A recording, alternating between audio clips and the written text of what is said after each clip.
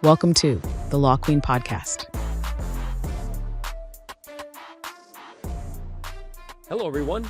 Welcome to the Law Queen Podcast. Nicole is the founder of Lahmani Law, a California personal injury attorney focused on personalized advocacy for individuals and families navigating serious injury, wrongful death, and negligence cases. I'm Sean O'Connor, and today Nicole is helping us better understand how insurance companies try to reduce injury claims and what people often miss along the way. Hello, Nicole. Hi, Sean. Thanks for having me. The insurance companies, obviously major player in this space, and they got a business to run. I get that. But you've seen a lot of this. What tactics are insurance companies using to make an injury claim appear smaller than it might really be? Well, insurance companies will pretty much resort to any and all tactics to try to minimize claims. I mean, that is the nature of their business in large part. On the claims end is to pay as little as possible. So anyone who thinks that their insurance carrier is on their side after an accident, typically that is not the case because even your own carrier may have some exposure there if you've got a first party policy. So you don't want to assume ever that any insurance company is really fighting for your rights or on your side. So insurance companies do all kinds of things to try to minimize damages. One really egregious thing that I've seen them do, and this is a little bit later in the case when it comes to litigation, is blatantly lie on discovery responses. I mean, these are under penalty of perjury responses to discovery where you ask them specifically, how much insurance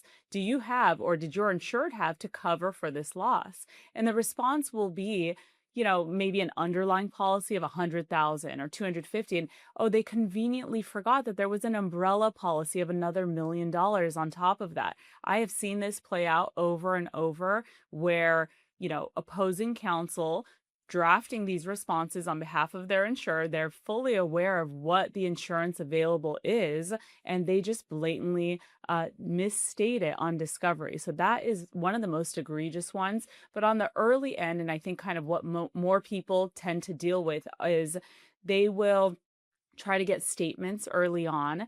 They want to get you to say something that's a little bit inconsistent with what maybe you said to doctors or you're saying later on in deposition. And they will sometimes engage in something called sub rosa surveillance. So they will actually hire an investigator to follow you around. They will watch you for a few days and they'll see what you're doing. Then they'll try to use that against you. Now, sometimes it's something that is very very nominal, not something serious. They might try to say, oh, you going out with friends and having a couple drinks and then bobbing your head to the music means that you're not injured and your neck isn't hurt. So, they'll really twist things like that. But those are some of the tactics that they utilize to minimize damages. Wow. Under oath. Okay. Well, that's kind of eye-opening. What can make an injured person's medical treatment vulnerable to criticism from an insurance company? So I know we touched on this in the first episode, and that has to do with gaps in treatment. That's a really big one that insurance companies love to hang their hat on. And that could mean a delay in treatment from the time of the collision to the first time that you speak to someone about your injuries.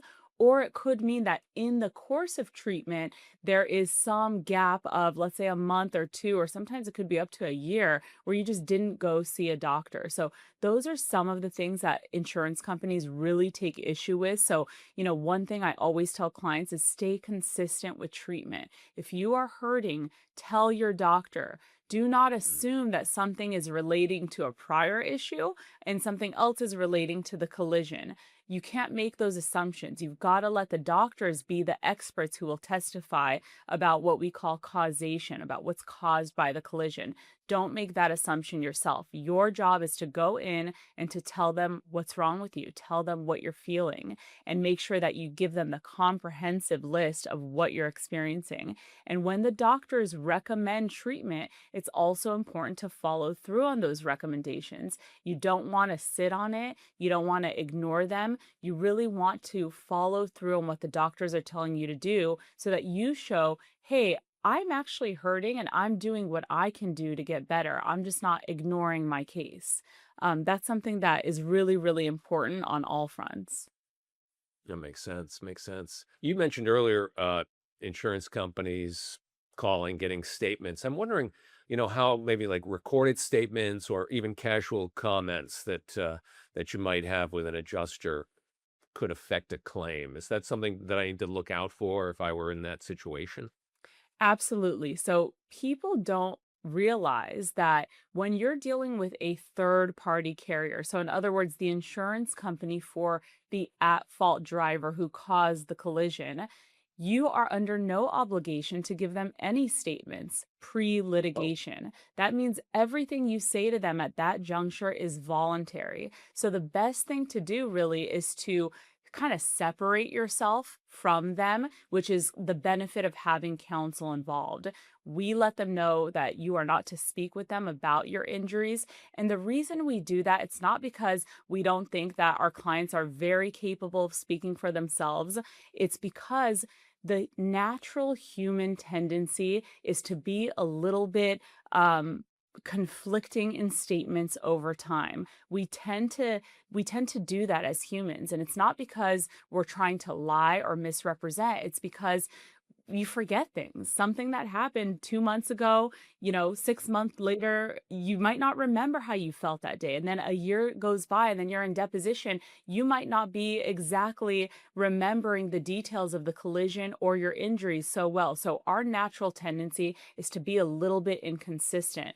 But a really important key in these cases is consistency and credibility. Credibility of the client goes a really, really long way. So that's the reason that we prefer not to give statements early on. We will hold off for those statements when you are prepared for them and when we have prepared you to understand what you can expect and what your best testimony will be so that it helps your case and so that you're not inconsistent with something that you say early on. oh, interesting. Yeah, I mean, I could see, from what I'm understanding, I mean, if you and I were in a car accident, you and your insurance company called me, you're right, an adjuster or something, might land like, oh, phone call, kind of like I'm not necessarily like you're a stranger on the phone. I'm not going to necessarily complain about something or, hey, how are you doing today, Mr. O'Connor? Oh, I'm good. Oh, Right. oh, really? You're good. you know, Absolutely. interesting. Yeah, they will twist those words on you if you say I'm fine, if you say, there's nothing wrong with me.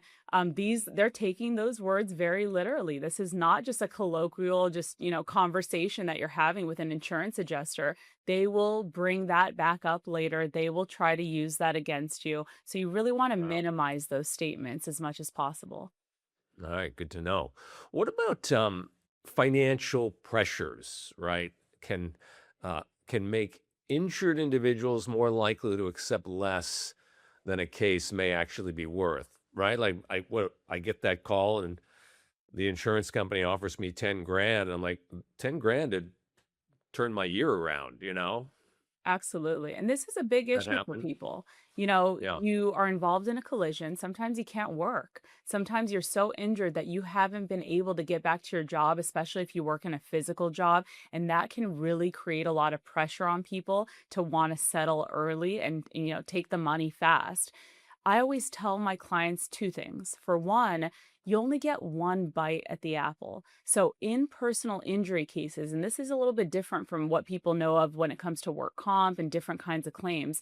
In personal injury, you get one settlement, and that settlement is supposed to encompass really everything that's associated with your case. So, whether that's past medical bills, future medical bills, lost wages, loss of future earning capacity, or pain and suffering, you get one global settlement and that covers everything, and you don't get to come back later for more money. So it's really important that, for one, you know exactly what your injuries are, that you have done that due diligence to figure out, hey, what's going on with me? Have I had the MRI? Have I seen a specialist? Do I have an opinion about what my future looks like before I even think about settling with the insurance company?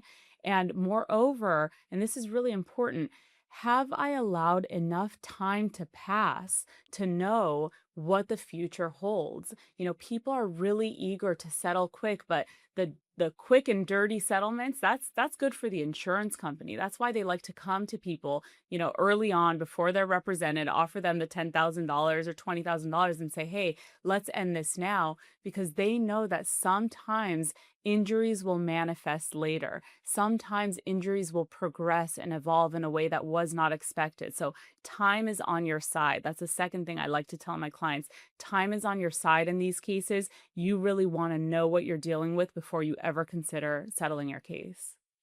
Nicole, you mentioned all these various uh, phases, I guess, or aspects of the settlement. Are there parts of a serious injury claim that tend to get overlooked or undervalued during these discussions? Yeah, I think there are certain types of injuries that are much more difficult to prove than others. So, in the personal injury world, so to speak, anytime you've got objective findings, those are going to be a little bit easier of damages to prove, assuming that you know how to kind of formulate that argument and how to present it to the insurance company. So, for instance, in the world of spinal injuries, oftentimes you will find objective findings on MRI that are consistent with the complaints. So now you've got this bucket of objective findings, subjective complaints, and expert opinions. And when you put those three together, you can really corroborate one another and establish that damage. Where you come into situations that are a lot trickier are the injuries that are far more subjective in nature and do not have objective findings. So, for instance, traumatic brain injuries. These are a type of injury that tend to be much, much more difficult to prove, especially on the smaller end. So, in the traumatic brain injury, or what we call TBI world, there are basically three classifications of mild, moderate, and severe brain injury. And severe is kind of what everyone knows of when you think like a subdural hematoma, like brain bleed, or a person waking up and thinking that they're like 5 years old or something like that. That's on the extreme end. Those are obviously much easier to prove because they're more egregious. But when Yeah. you get into these moderate brain injuries, that's where there's loss of consciousness. But even more difficult are the mild traumatic brain injuries. And that's really where someone suffers what we call like a concussion. That's kind of the more colloquial term is, people know you get a concussion. It's not really much you can do. Anyone who's ever had a concussion understands you go to the doctor, they might give you some medication if it hurts, but there's really not a lot they can do there. And some people have ongoing long term ramifications from these mild traumatic brain injuries or concussions. You could sometimes have uh, fatigue. You can suffer from loss of balance. You can suffer from confusion, memory loss, what we call photophobia or phonophobia, sensitivity to light and sound. These are different things that manifest, but the only way that you would know about it is from the individual themselves. There's really no objective testing that you can do in terms of imaging, anyways, that will for sure give you a finding. There are some more advanced MRIs that we will do now that sometimes can find, mild signs, indication of objective findings for traumatic brain injury. But, 9 times out of 10, you're going to get nothing on MRI.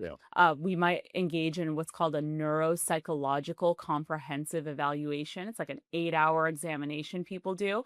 That sometimes will have some findings to allow us to understand what their baseline was and how they are now. But again, it doesn't tell the whole story because you've got people who are just incredible savants before the collision. They're way above the average baseline. So then they're kind of more normal after. So it's very difficult to prove without kind of outside resources that, hey, you don't understand, this was a person who had a photogenic memory before, or whatever the Wow. circumstance might be. So we may bring in friends and family to testify, to explain the changes they've seen in the individual, and that's how you kind of build that story. But those kind of cases tend to be much more difficult.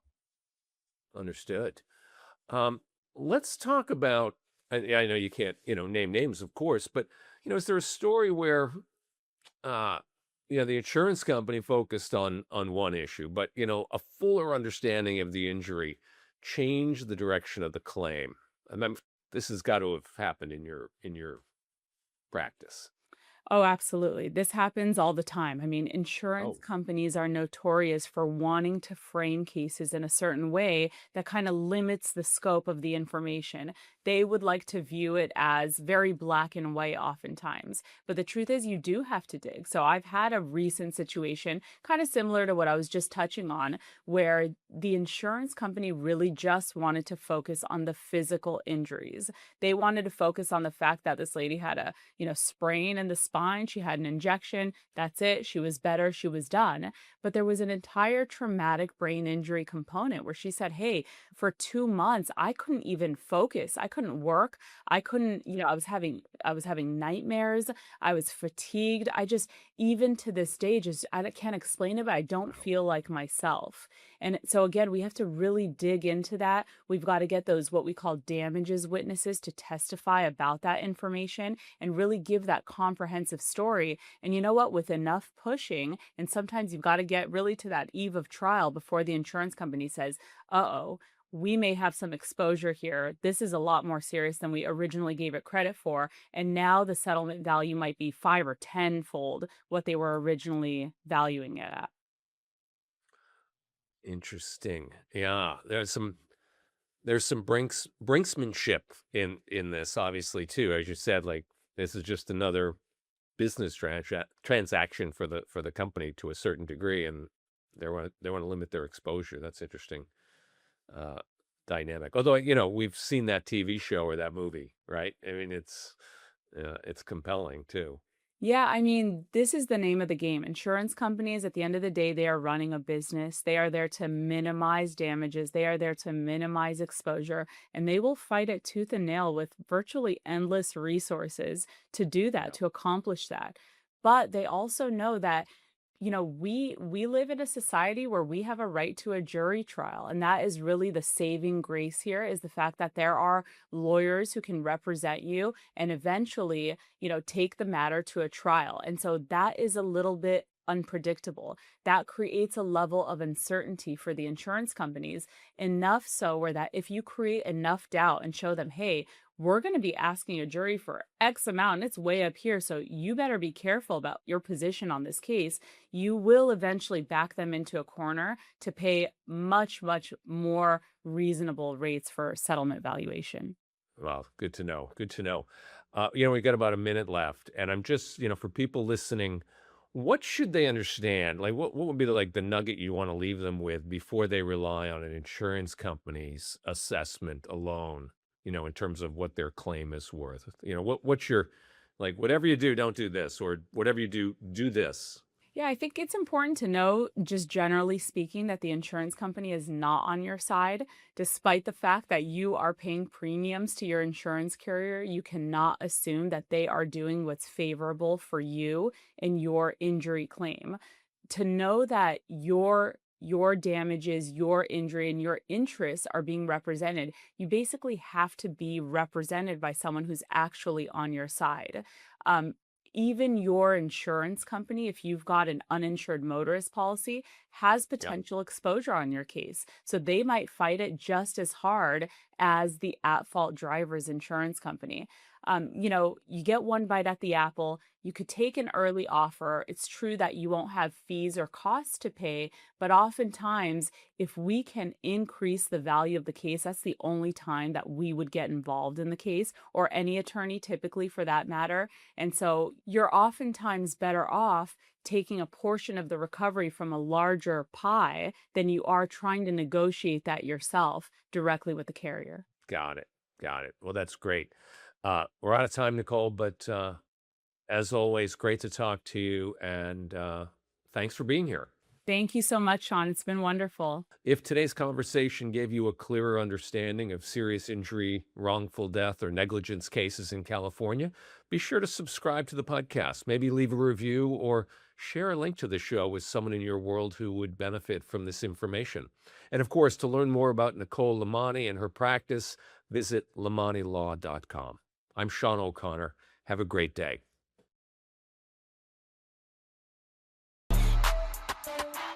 Thanks for watching. Be sure to hit that like and subscribe button and leave us a review in the comments.